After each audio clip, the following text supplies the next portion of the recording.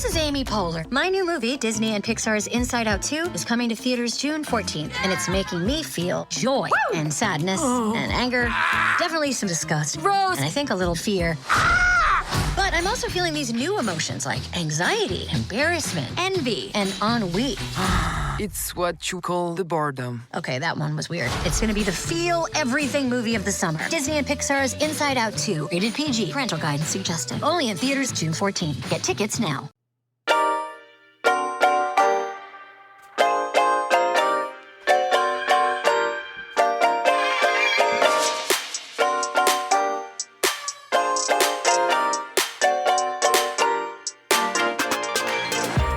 Welcome to the RuPaul's Drag Race Recap Show for All-Star Season 9, Episode 00, titled Meet the Queens. My name is Joe Batanz, and I am joined, as always, by the OG, one of the original co-hosts of RuPaul's Drag Race Recap. Give it up for the one, the only, the very talented, the tank-topped, Taylor T. Latte Boy. Hello, Taylor. Where's Nathan? I specifically wore my tank top because I got to show off my pits. I know, he's going to be really, really sad. He's going to miss that masturbatistic opportunity. Yeah. But he can dream, can't he? He can dream. A boy can dream. A boy can dream from down. I wonder if he hears if his ears are burning down under right now. Because right now it's probably about 9 a.m. where he is. Right now we're recording on a nice balmy evening there in Florida. Yeah. It's actually a nice day here. And actually, this is, if I remember correctly, this is why you wanted to do All-Stars, because you said Drag Race usually interfered with the nice weather you had. And so you wanted to have shitty weather. Mm-hmm. Yes. So I associate you with shitty weather. Yeah. Most people do, by the way. Yeah. Most people do.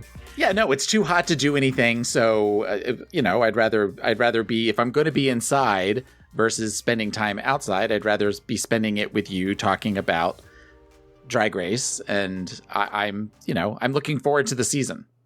Are you really?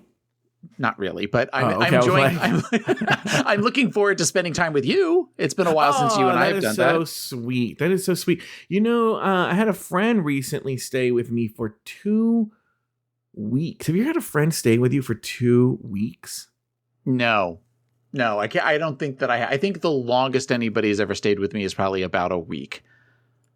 Well, Baba Lou stays with you all the time, but yeah, I know what you mean. Yeah. But he's kind of legally he's stuck here. He doesn't have a choice. I'm going to be honest with you. I had a very nice time. It was a very, I'm sure everyone knows it was Jeremy who stayed with me for 2 weeks. And I'll be honest with you, and I'm going to sound like a song here. I had the time of my life.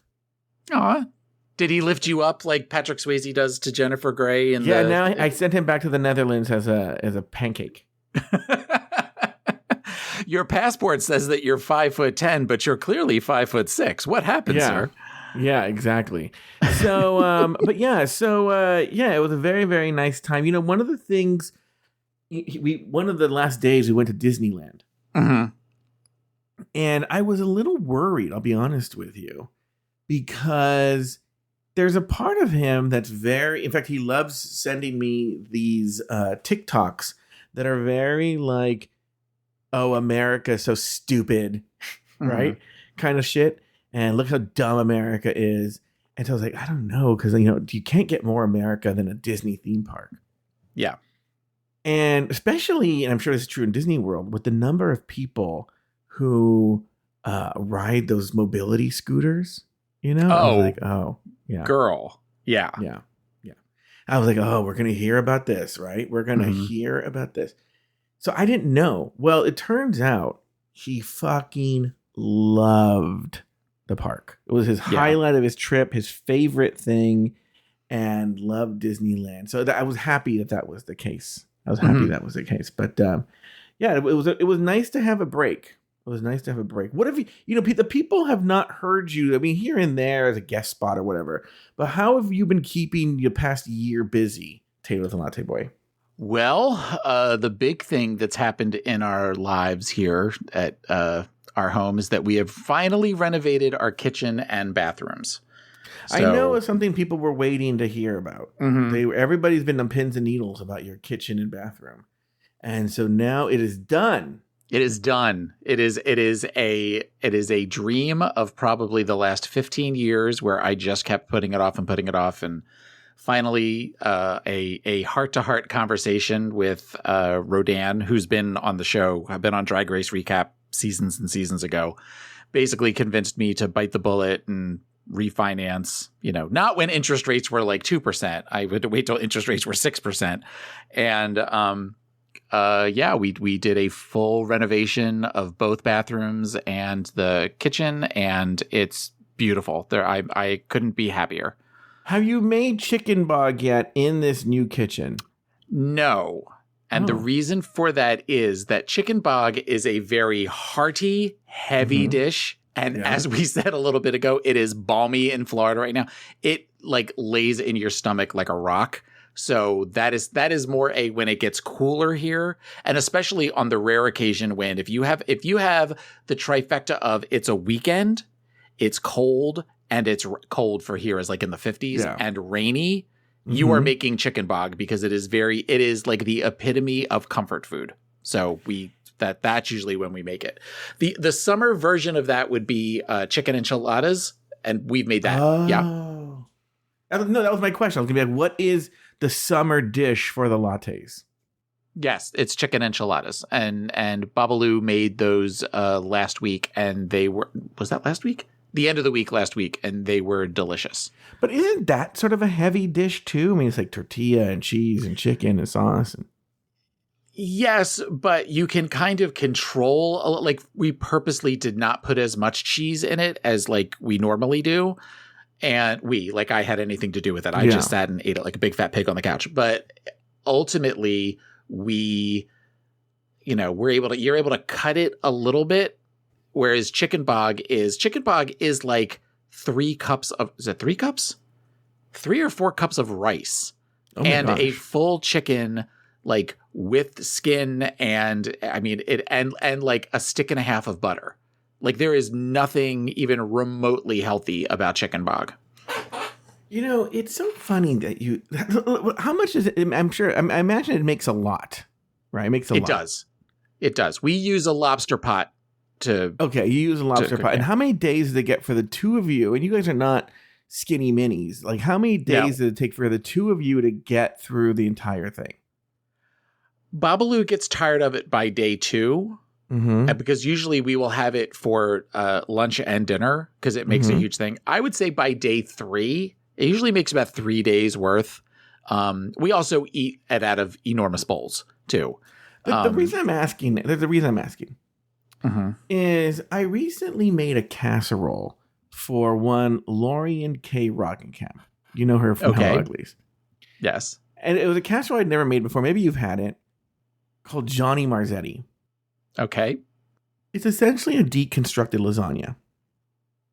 Okay. And I'd never made it before. And I made it for Lori, and I took it to her apartment. And what I thought was funny is, no, look, there's no wrong or right. I just want to preface this with there's no wrong or right way to do this. But if someone brought me a casserole and said, hey, I brought this for you, you can make it, you put it in the oven and bake it. I would be a thank you, and I'd put it in the refrigerator. I made it that day. I'd wait till the person left, and then I'd put it in the oven. Am I wrong? No, that makes sense. Yeah. We're also talking about Lori, so that's she immediately put it in the oven. Immediately, like right in front of me, which is fine. It has to bake for like 45 minutes. I wasn't going to be there that long. Okay. So whatever.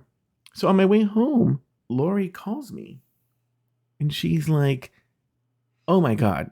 Sorry, I hate half of this. It's good, delicious. We have enough for another meal." And I was like, oh, it seemed like a lot, but okay, right? Well, my parents had seen me make this, so they were like, that looks amazing. Please make it for us. So like a week later, I made it. Taylor, I'm a fat man. Yeah. I could only like one serving, and I was like stuffed. Because it's pasta, meat sauce, cheese, right? It's like a deconstructed lasagna. Yeah. My dad's another adult male, though he's old. My mom had some, right? That's 3 adults. we eventually had to give it away to our neighbors. Like, we ate it for like 2 or 3 days, and then gave the balance to our neighbors on like day 2. Correct. We're not gonna be able. We'll keep enough for another 3rd day, but that's it. We had to give it, and we gave like half. What the fuck was Lori doing that they polished it off in 2 days? Well, okay, I know that Lori has gone through a lot lately with some stuff. So, I mean, there could be an emotional aspect to that. You're also talking about someone who, if memory serves, eats like 7 Uncrustables at a time. Yeah, exactly. Yeah, and was plotting to steal. Remember, she was mad because there was a refrigerator that had a bunch of Uncrustables, and she didn't take all of them, and then they threw them all away. I don't remember that story, but I've been listening to you a lot over the last couple of days because I was off and I painted the back bathroom. Yeah. And I am completely caught up on Drag Race Recap now. So I literally listened to the last episode 2 days ago. And I thoroughly enjoyed the season. And I listened to all the Rulaska thoughts too. But so you learned your vocabulary. I did. I learned all sorts of new big words. Yeah, I was texting with Jeremy today, and he used some really big word. What was it? I remember it was a word that I was saying a lot, as if Nathan said it. So let me pull up that word. But he pulled up this. He just dropped this huge word today. Okay. And here it is, pleonasm. And I wrote, "Come on, Robert Mata." I had to look up a pleonasm, but then I was the whole day I've been going pleonasm. Like I thought it was Nathan. Pleonasm. Anyway, guys, does this show you how much we don't want to talk about Meet the Queens?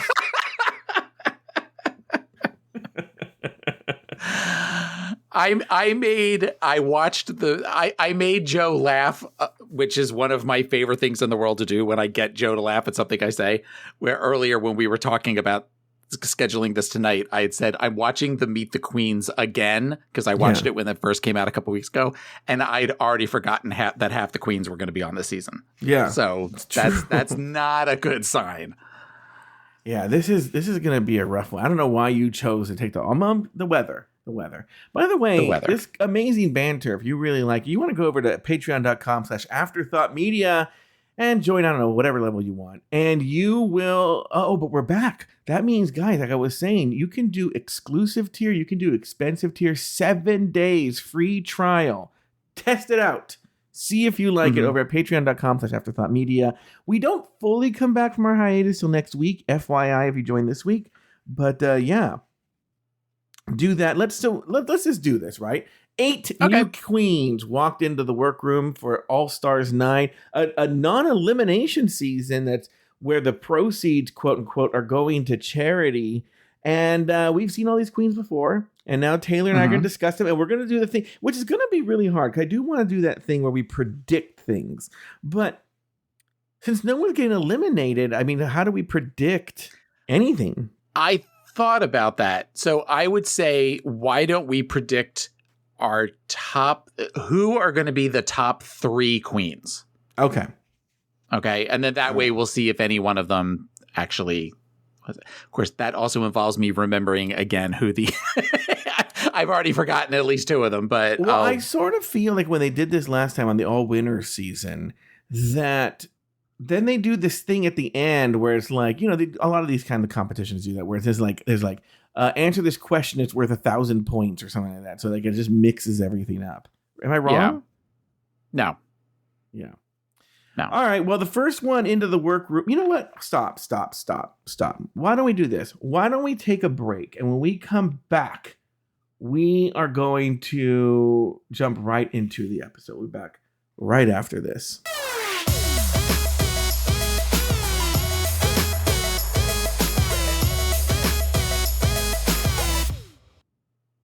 What does Colgate mean by live life to the brightest? Could it be a rich glass of red sipped inside a Parisian cafe on a snowy night when my gaze is met by a tall, mysterious...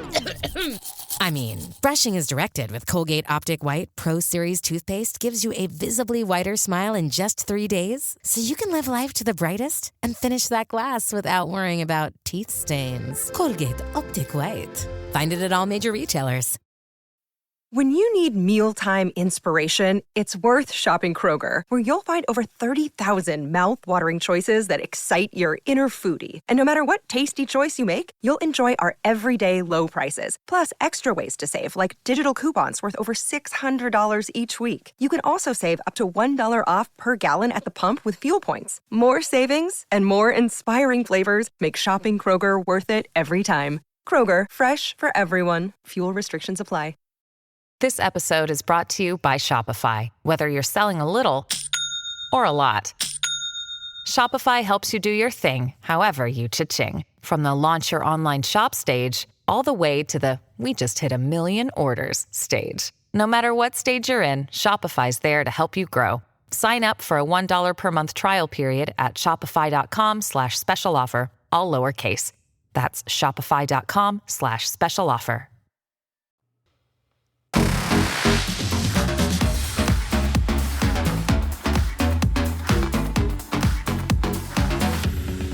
Now we are back. Now we're jumping into the episode. Now we are discussing things. The first one into the workroom is the one that only Gotmik, our transgender male contestant from season 13. What were your thoughts here, Taylor the Latte Boy and Gotmik? Any big thoughts on her? On him. Yes. I think. Well, I believe that her in Gotmik's season. Yeah. In drag, you can use any pronoun. So Yes. I will probably be using she, her when talking about Gotmik in drag. Right.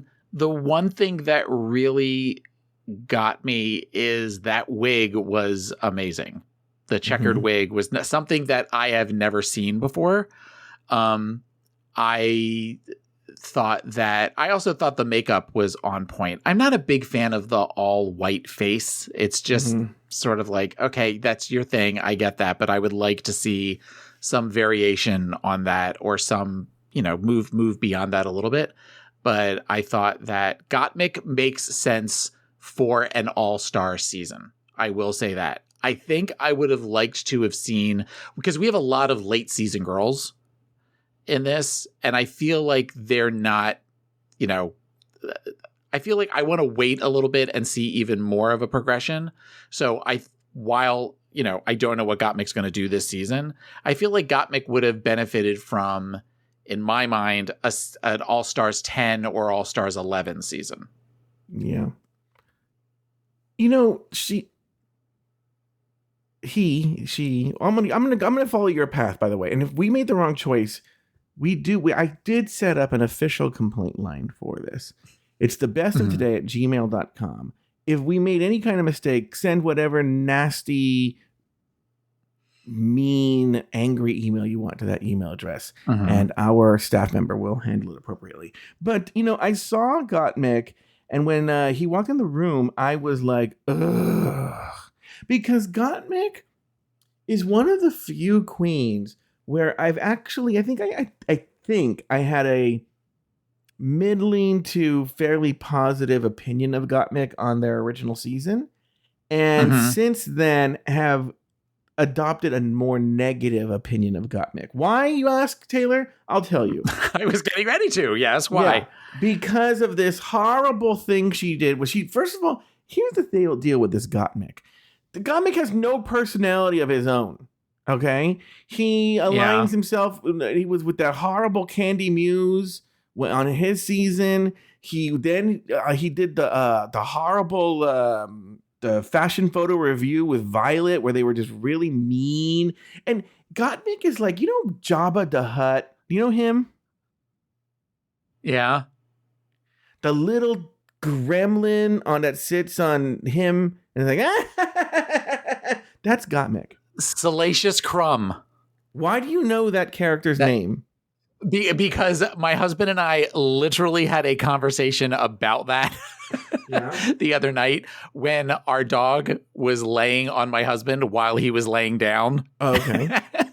And I made a joke about that, which didn't go well with my husband. And then we were trying to figure out the name of it. And so it's funny that you mentioned that. But yes, that little Muppets character is Salacious Crumb. Well, Gotmik is Salacious Crumb. Has no person. We'll see what happens on this season because I don't know who they'll glom onto. Let's make a prediction. Let's assume Gotmik gloms onto somebody. Who would it be? Who would be the horrible person that they glom onto? There isn't really a Georges to me. Okay, I'm gonna say Vanjie. Oh yeah, no, Vanjie, yeah. See, I already forgot Vanjie was part of this. Oh, exactly. How'd you forget that, Taylor? I'm right here the whole time. Yeah, no. Anyway, so I saw this gorgeous. I was like, I'm not gorgeous. I'm Gotmik. And I was like, what's the deal with this person?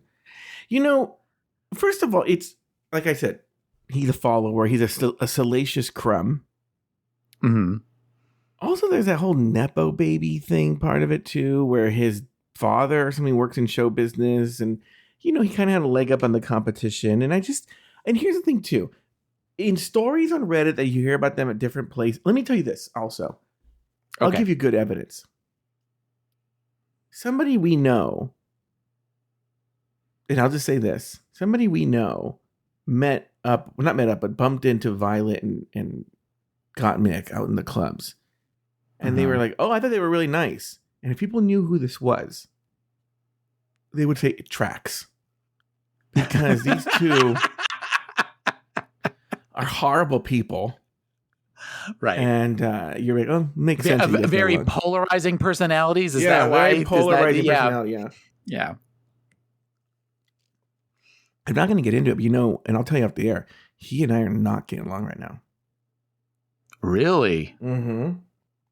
Is it because you played him off in his last episode of Just Between Us Girls? No, which I listened to. I listened to today. Actually, technically, I finished the season today and giggled the entire as the music got louder and louder, and you turned down the volume. Chef's kiss. Very, very funny.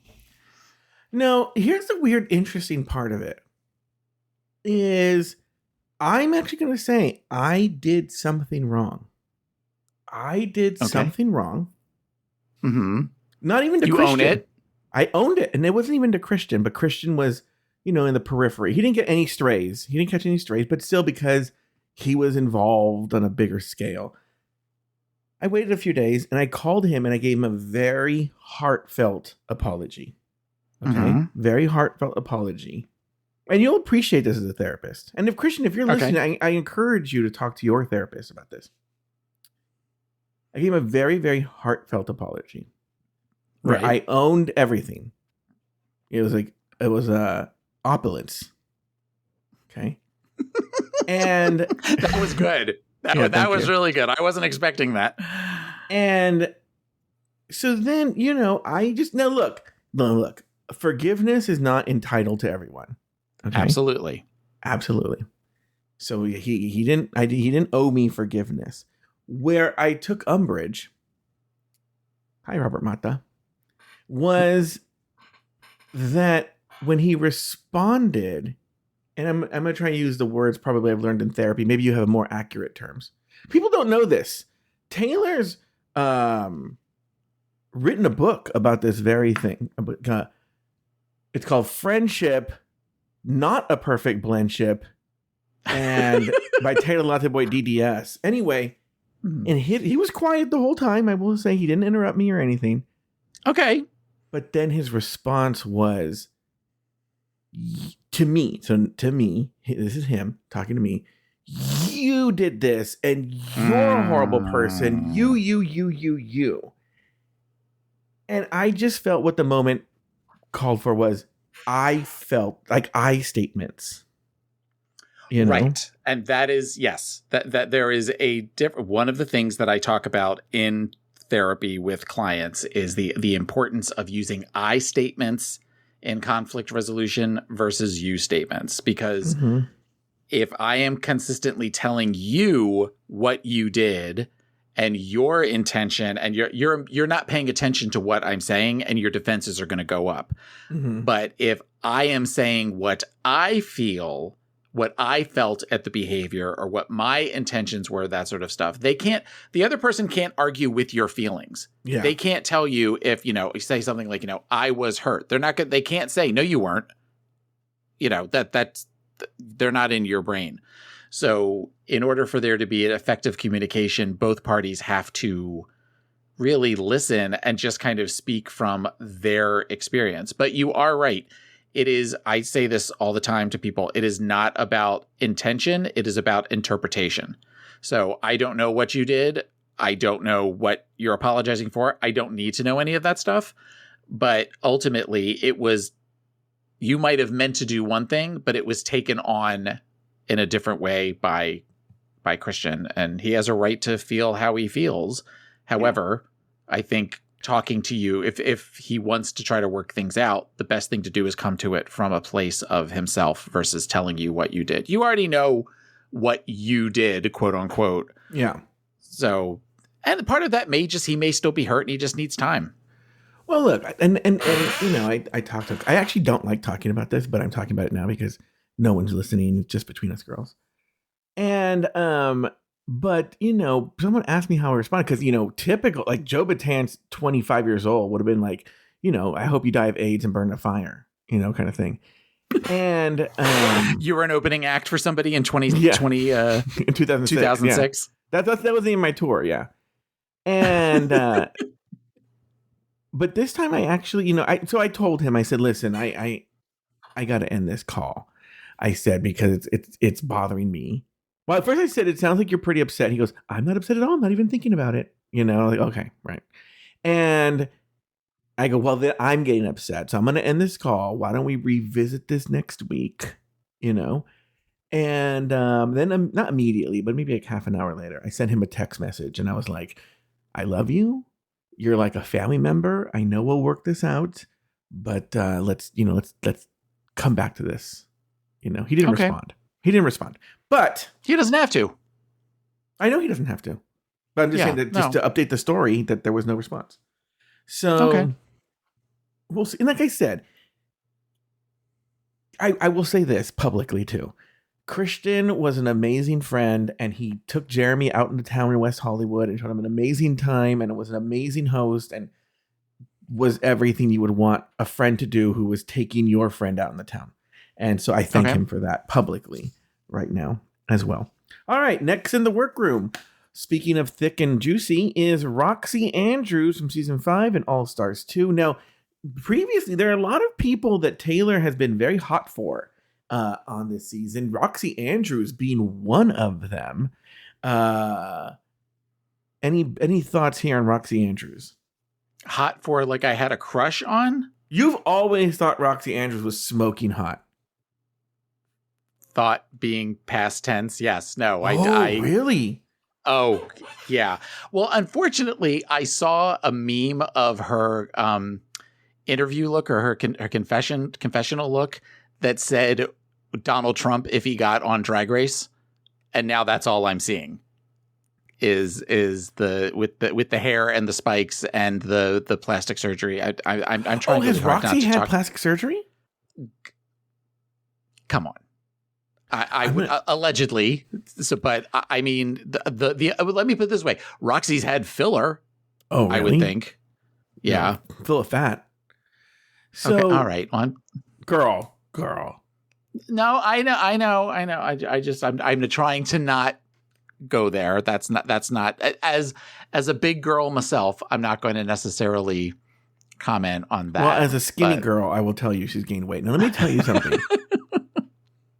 It's funny that you say this. So I have a friend. Be very careful what I say here. I have a friend, and we have a mutual. And I was talking to the mutual, and the mutual was saying, I'm going to make up a name for her. We'll say her name is Roxy. Mm-hmm. She said, oh my God. She goes, I have to pick up Roxy's kids from school because she left them at the bus stop. No, but no. See, I was going to make that joke, and then I decided I'm just like, you know what? I have to pick up her kid from school because Roxy had shoulder surgery and she's out of commission for like 6 weeks. So I make the joke, is Roxy going to look really refreshed from her shoulder surgery? And my friend goes, no. Ha ha ha ha. Right? Mm-hmm. A month ago, I see Roxy. First of all, I want to get the number for her plastic surgeon. He did an amazing job, right? Mm-hmm. But she looked 15 years younger. 15 years younger, Taylor. And I was like, well, just own it. Just say, I got plastic surgery, okay? And I look fucking great. She does. She looks, I've never seen her look better. She looks 30 years old, you know? Well, and I think that the girls of the later seasons are more open about that. Mm-hmm. Like, I feel like they all have, at some point early on, they have conversations in which they talk about, you know, filler and having their lips done or having their chins and da-da-da-da-da. I mean, the big, you know, talking about morphine all season and her BBL. I mean, that was part of her storyline last season. Yeah. So I think that we're seeing that. I guess my issue with Roxxxy, and Roxxxy is an amazing queen in many aspects. I don't understand the makeup. I feel like when you look back at All-Stars 5 and All-Stars 2, sometimes like her makeup was flawless. And now she does this weird thing of where she does like white under her eyes sometimes, or where she almost looks like she's squinting a lot more. Oh, yeah, uh-huh. And it's just, it takes away from, you know, when Roxxxy is Roxxxy, some of my favorite looks ever have been Roxxxy looks. Mm-hmm. And now I'm focused on that versus focusing on the entire package, and I'm curious how that will work for her all season. You know, speaking of, you're saying she looked like, you know, Donald Trump or whatever. You know what's really funny is she looks a lot right now like my old therapist. Which is really weird. I never saw the Roxxxy Andrews in him, but I did now. Also, I have a prediction about Roxxxy. I'm sorry. Sure, I didn't mean to cut you off. You had enough. I think given the challenges that she went through on All-Stars 2 and kind of I feel like it sort of hurt her reputation a little bit, just that it felt like she was constantly being saved and she was constantly in the bottom and all of the stuff that went on with that. I think that she is either going to continue that tradition of where she's going to be low man on the totem pole, or she is going to be like where they are giving her all the flowers all the time, where everything she does is just amazing and incredible. I mean, in All-Stars 2, she was up against an incredible lineup. Yeah. Possibly the best lineup ever in an All-Star season. Yeah, so I don't know if that'll be. I think it's going to lean towards the other way because, I mean, is Angeria going to really pose a big challenge to Roxxxy Andrews? Mm-hmm. Thank you. All right, let's move on to the one, the only Miss Vanessa Vanjie. No longer Mateo, just Vanessa Vanjie. Yeah, she dropped the Mateo. I didn't notice that. Mm-hmm. Robin Detective. And she was on seasons 10 and 11.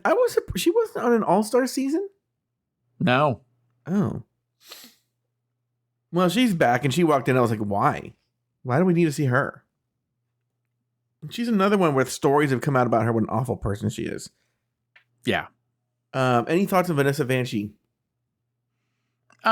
Never been one of my favorites. However, I do have a couple of memories of her that were pretty funny when they did the church episode in season 11 where she kind of looked like a Muppet with the big gray hair and stuff. I remember that being pretty funny. And I'm not a regular dad, I'm a cool dad, which they showed that in the clip package. Yeah. But I don't necessarily remember her being anybody that I was stunned by. So here's the thing with this Vanessa Vanjie. Again, I've heard horrible stories about her, but I'm actually going to revisit something from a long time ago, Taylor, where if you remember after season 10, her one episode appearance, whatever many episodes she was on, and she did the Miss Vanjie and Rue was laughing. I said then, I think that was really mean, right? Oh, I remember going off on that. Yeah. Just how mean I thought that was. Yeah. And then everybody was like, no, this is iconic, yada, yada, yada. And it's weird seeing it in the clip package. I still got the mean feeling. This is not something that the years have gone by and I have revised my opinion that it wasn't mean. It seemed mean. Right. Because especially since I happen to know from my little sources that by someone who worked on something on the World of Wonder thing around that time, and they were there the day after she got eliminated. And she was an emotional wreck. This is not like she left and she was like, I'm fine now, whatever, motherfucker. You know, like she was like, they couldn't even get her to pull it together for what they needed her to do. Okay. And so I already knew that information. So maybe that's what led me to think this seemed mean. But like knowing that, I'm like, it's mean. It's really, really mean. Now, by the way, I recently, Lori was upset about something and I laughed in her face. So a mean girl knows mean girl. You know, one time Lori like slipped and fell and sliced her legs all up. And I just laughed and laughed and laughed and laughed. And she was picking the gravel out of her flesh. And I was just like, I couldn't even breathe. I was laughing, tears. Wait, stop. Let me get my camera. Okay, now start picking stones out of your flesh again. Yeah. And so, so I know mean. And so when I saw that, I was like, oh, yeah. Yeah. Yeah, no, I mean too. I recently told a story on our show where I watched my husband fall backwards into a bee box, like where like there were actual bees and stuff like that, and laughed in his face. Like where we were at a festival and he said, "Do you think people saw that?" And I went, "Yes." Everybody's did he get laughing. Stung at all? No, no. Okay. If he had broken, because they were all in like almost like an ant farm type thing. Mm-hmm. There was a bunch of them in a display, which he managed to grab a hold of and like squeezed where he could have actually broken it. But the beekeeper managed to grab it away from him before it happened. But I mean, the husband of the year, I'm standing there while like all of our friends are trying to help him and I'm just laughing. So yes, I get mean girl. Yes, I understand. Have you ever been stung by a bee? Yes, when I was little, I got stung by a bee. I was in kindergarten. And then one time there was a bee in my house and I grabbed a bunch of paper towels to like crush it and not realizing that, the stinger could have gone through the paper towels and it stung my finger and it hurt. It hurts when you get stung by a bee. I got stung by a wasp, I think. Oh, I never gotten stung by a wasp, but I got stung by a bee for the very first time, maybe a month or two ago. Mm-hmm. And what's really embarrassing is I was at McDonald's in line, ready to pay. I'd already ordered, but I was in line getting ready to pay. And I just felt like this very sharp burning pain on my forearm. Yeah. And I'm like, what happened? And then I just saw the stinger in my skin. And I was like, oh my God, I just got stung by a bee. And then I legitimately, because I've never been stung by a bee, I legitimately thought you just got stung and that was the end. So I wasn't prepared for the swelling and I started to feel kind of fevery. It was not too bad. Not too bad. And then my whole face blew up and I couldn't breathe. No, that happened to me. No. And then the girl from Veep was my girlfriend and anyway. Mm-hmm. So, she wanted to know where your glasses were because you couldn't see without your glasses. Yeah. She wanted to know all that information. And anyway, I remember feeling a little hot. Right. And then they got like a big bump, and then it went away within a few minutes. And then I was like, oh, this is what a bee sting is. Interesting. Yeah, it's venom. You were stung with venom. I didn't know that. All right. Angeria Paris Van Michaels from season 14. I've said this before and I'll say it again. She looks like, and I can't remember what the fuck that name of that bitch is, the Gerudo person from Link, the champion from... I knew Salacious Crumb. I don't know the name of that. I can't remember her name. Robert always remembers her name. She's the champion from what's the name of that Zelda game? Breath of the Wild. And she's Gerudo. God, she looks just like Angeria Paris Van Michaels.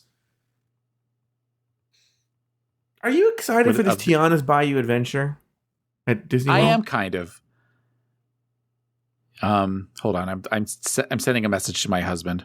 See, he might know the name of the character.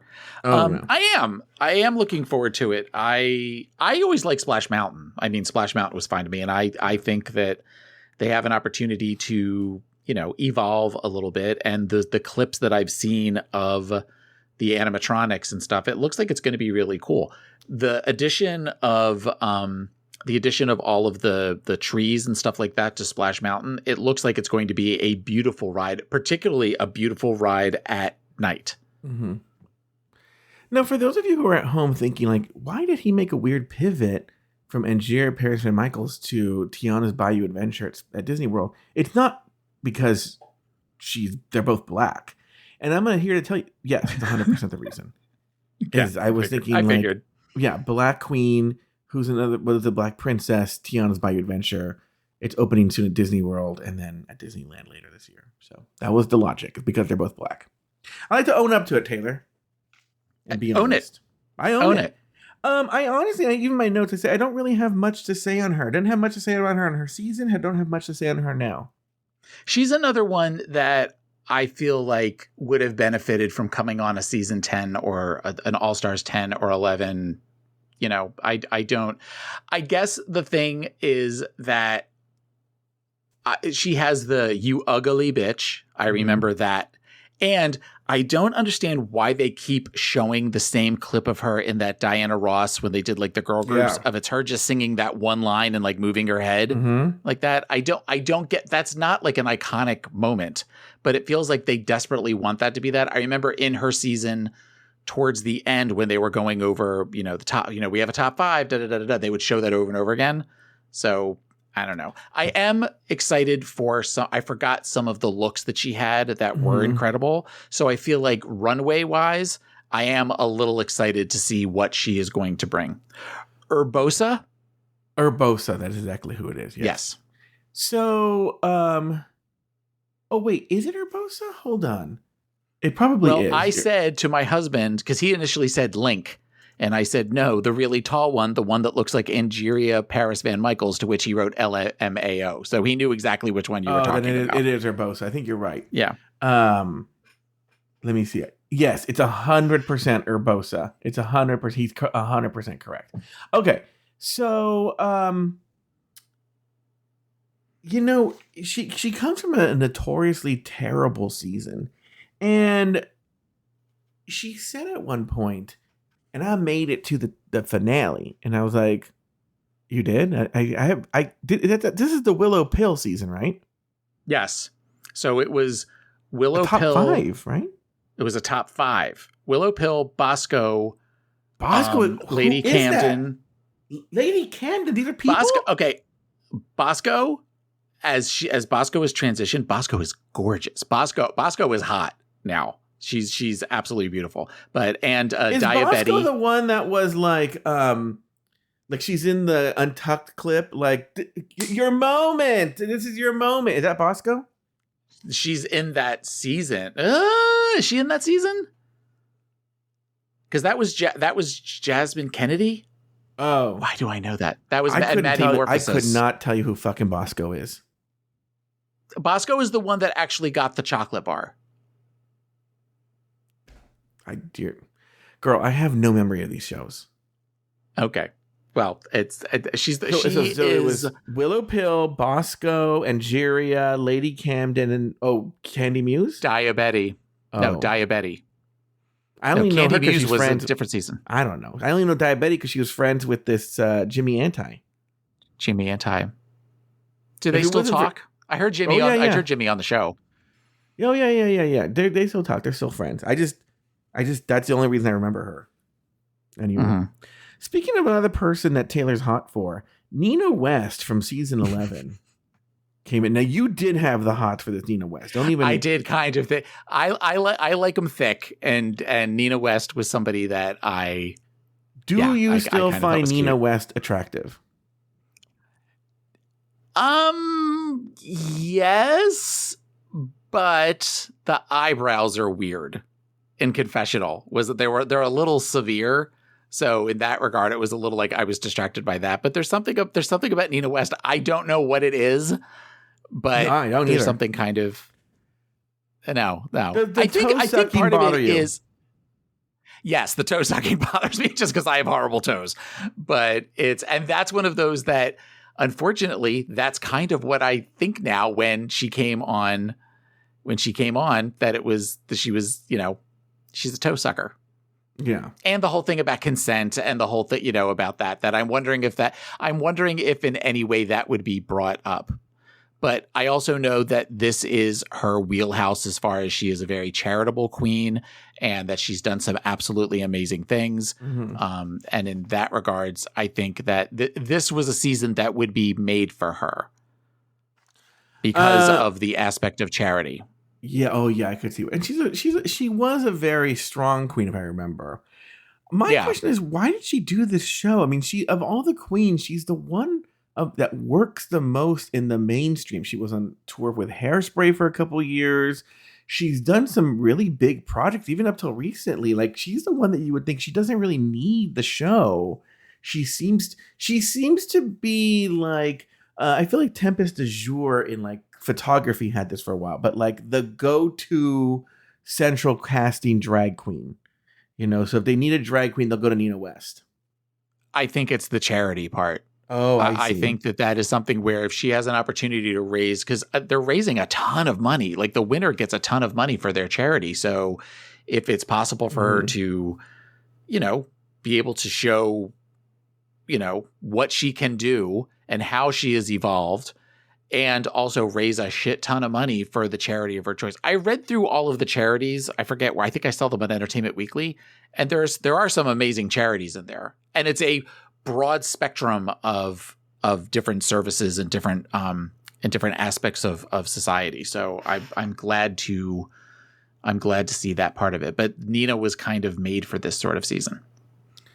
You know what was really gross was that clip they showed of Nina and Silky kissing, and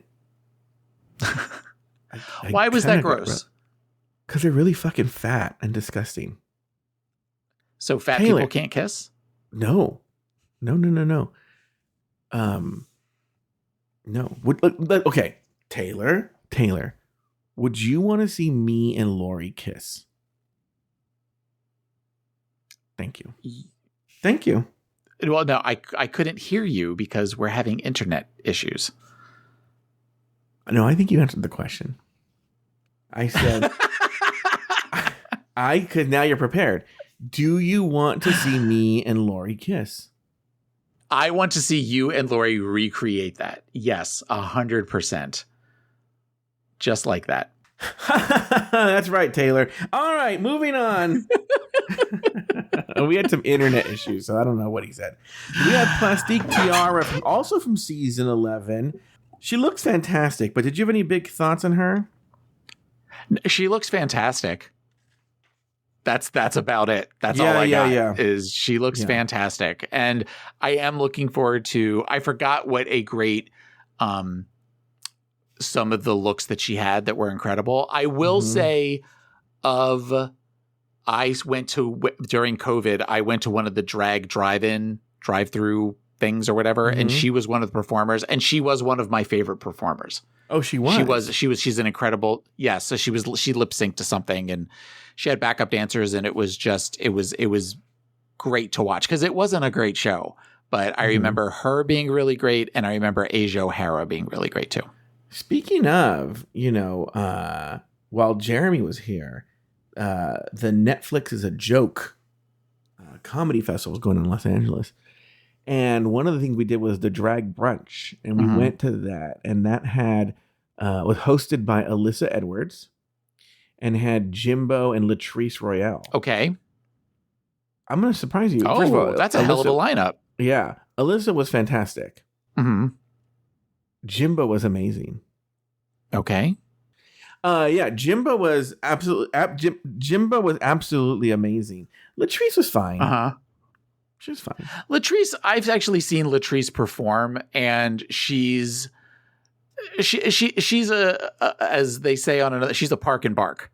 where she just kind of stands there and when I saw her 100%. perform before, it was a lot of just kind of standing, and she did a Gladys Knight song and kind of clapping her hands and clutching the dollar bills, as she said. It's a lot of that. A lot of that. You're right. A lot of that. And so, all right, let's move on to Georges. She's from season 14. Look, the hot take that I had was that smoking weed now is her whole entire personality. And I was like, that is what I got too. Yeah. Yeah. So, but I don't know if you had any like other thoughts on her or whatnot. I have no thoughts on Georges. She's one that I forgot about, and I keep forgetting that she's on this season. And if you watch the on the RuPaul's Drag Race YouTube channel where they showed them all coming in and then they showed them all being interviewed or doing their photo shoots, she has this really red nose, like on the tip of her nose, where she looks like she's cold. And then that's all I was focused on the whole time she was talking. But I just okay, you're there. Great. Another one that maybe could have come back in a season like All Stars 12. Like, really show us what you've got. Well, what's funny is when she was originally on her season, she was this cute twink, this cute Latino twink. And then I'm like, what in the Kenya Michaels is going on with her confessional look? Like, what is this confessional look she has? She looks horrible. With the weird spit curls that she has them, like where she looks curls. She looks like a villain in a 1930s cartoon. Yeah, that's what she looks like. She looks like a villain in a weird 1930s Max Fleischer cartoon. You're right. But I will give her this. Yeah. I'm gonna give little Georges this. There was a part where she talked about how she won a bunch of lip syncs. She never, at least I didn't put it in, called herself a lip sync assassin. And I said, props to you, baby. Not mama. Okay. Yeah. I did notice that too. She didn't use the word assassin. No, she didn't. And then finally we have Chanel from season 1 and All Stars 1. I feel she's someone that you really like. I don't know. We've never covered season 1. Yes. Chanel is one of those that Chanel is old school drag to me, like just big hair and big makeup and I enjoy that. I also, and I have said this before, find her kind of attractive as a boy. Oh, you do? Okay, yeah. All right. Yes. I think it's the eyes. There's something about her eyes. Now she's kind of got the weird like duck lips, but there's something about Chanel that I find attractive. However, I think Chanel is going to be the villain of the season. Oh, you do? Yes. I just get that feeling that she realizes, because Chanel seems to like the attention. Like, I just kind of remember that from her, not only from her season, but also from All Stars 2. And in this room of people, I feel like she's going to have to be the one that is which is hard to do in a charity season. But I think if anybody can pull it off, it's going to be Chanel. Well, lest we forget, and this will probably never come up in the show, but do you remember she was in that weird controversy where she stole money from this woman's purse? Yes. Yes, that has gone through my head too. That I feel like at some point, if they do a reading challenge, that will be alluded to. Yeah, at some point. I remember Chanel's defense was, "Well, I only took $1." I'm like, "Well, $1 is $1. You don't take, it's still take theft. Nothing. Yeah, don't take anything from anyone's purse." Yeah, I'm kind of interested to see what she brings. I'll be honest with you. I always love when these old school queens, old season queens come back, especially one that, like, if you think about it, like even her second appearance was over 10 years ago, you know? Right. Yeah.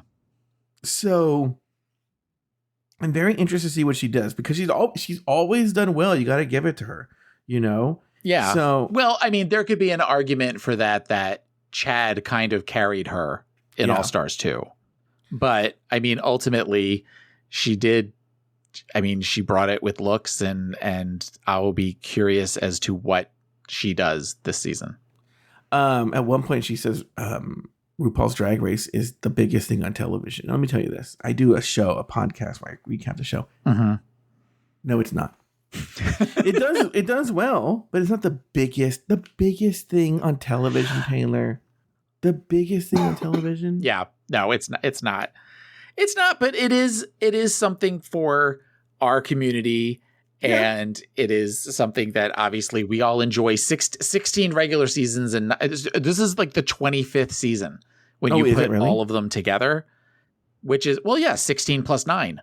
That's crazy that there's that many of it. So shows don't usually last 25 seasons. So they must be doing something right because we all keep coming back. And then someone asks her, what made you come? And she goes, because of the charity. I'm like, bullshit, because of the charity. Because of the charity. That was producer fed. Somebody talk about the charity. Somebody talk about that. At one point, now, so then Taylor and I both watched this promo video. They ask who's the shadiest. And the people that came up were Roxxxy and Georges and Gotmik. They're the shadiest? I could see that for all of them. I think given what you said about Gotmik, being kind of a mean person outside of Drag Race, I could see her being kind of shady. Yeah. Maybe you're right. Maybe they're not wrong. And then the last note I have on this whole thing is they showed a clip from the package of RuPaul telling Roxxxy, actually, like, we are your family. I am your family, right? Mm-hmm. And I was like, okay, give her your phone number. Give her your cell phone number, RuPaul. If you're her family, give her your cell phone number. Right. That was the last note I have. That's never going to happen. All right, Taylor. Before we do our predictions for the top 3, do you have any last thoughts about this? Any thoughts that we missed? Any stray thoughts? Give it to us now. I want to, we kind of been a little rough on the girls this Beat the Queens episode. I want to be proved wrong. I'm a little worried that we're going to get maybe a good season, but we're not going to get a great all-star season. And I want for you to be able to play this back on our last episode for me to go, I was wrong. This was an amazing season. But I'm a little concerned. I'm looking forward to talking about it with you more than I'm looking forward to watching it. Do you guys see what you did with your rotted fucking comments about how negative Taylor is now? You've totally beaten him into submission now, where he feels he needs to be positive. Where's the nasty, rotted co-host that I knew? I am starting off, and honestly, Nathan is my personal hero. Nathan had no problems being rotted all season 16, and you all went after Q. Like, there were times that I was just like, damn, while I was painting the bathroom. I get that, but it's also funny hearing you guys make predictions, because I was, obviously I didn't really listen to the majority of it until after the season was over, but things that I'm just like, oh, that's going to come back to bite him in the ass later on in the season. Yeah, I can't think of it off the top of my head, but a couple things you said, I went like, ooh, as I was painting. But no, so you want me to be rotted. If I think a show is... I've said, I never know what I'm talking about. If you think I will be rotted, I will be rotted this season if need be. All right. I'm hoping I don't have to be. Your top 3. Who are your top 3? My top, not necessarily my top 3, but I think of the top 3, the ones that are going to be in the top 3, I am going to say are going to be, I agree with you. I think Roxxxy Andrews, she's going to do really well. I also think Nina West is going to do really well. And I think from a villain edit, I think it's going to be Chanel. I think it's going to be all of the old school girls, the early season girls are going to be. So Nina's not early, but Nina's kind of like old school drag. Yeah. So Roxxxy, Nina, Chanel. Who are your 3? I was going to do those exact 3. So, but I had another alternate. So I'm going to go with the alternate. So on mine, I'm going to do Roxxxy. I'm going to do Chanel, and I'm going to do Gotmik. I'm going to leave Nina West out. I'm going to do Gotmik. But I was leaning toward, my but I want to do a little bit different. So I'm going to go with that. Okay. All right. So really it's our top 4 if you combine them together are Nina, Gotmik, Chanel, Roxxxy. And I'm not saying that because Gotmik is so good. I'm more because RuPaul's a big fucking pussy and is afraid of people and is like Gotmik has to do well. It's unfortunate. Yeah, no, I can see that being. It's the bigotry of low expectations. Yeah, I agree. Anyway, well, on that note, why don't we call it a day, Taylor? Because Taylor is in a special time machine where he's 2 seconds behind me. So we're going to call it a day there. Taylor, you have anything to plug before I go on the outro? Just Pod is my co-pilot, my regular show that I do with my co-hosts of 16, 17 years. Oh my gosh. I can almost date your show. All right. Well, on that note, that's going to do it for this week's episode of Drag Race Recap. Be sure to join us next weekend, every week, as Taylor and I continue to discuss, dissect, and deconstruct each brand new episode of RuPaul's Drag Race All-Star Season 9. So, for Taylor the Latte Boy and myself, sashay away until next week. Say goodbye to your credit card rewards. Greedy corporate mega stores, led by Walmart and Target, are pushing for a law in Congress to take away your hard-earned cash back and travel points to line their pockets. The Durbin-Marshall credit card bill would enact harmful credit card routing mandates that would end credit card rewards as we know it. If you love your credit card rewards, tell your lawmakers, hands off my rewards. Tell them to oppose the Durbin-Marshall credit card bill.